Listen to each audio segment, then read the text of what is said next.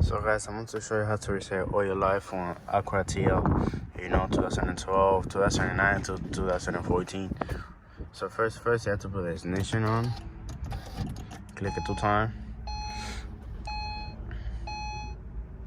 So right this arrow, press this one up, then go down, or right there, go up. Oh my god, press that one, and it will show you right there the percent that you got.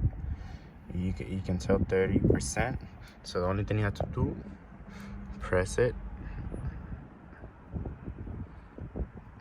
just wait like for 10 seconds.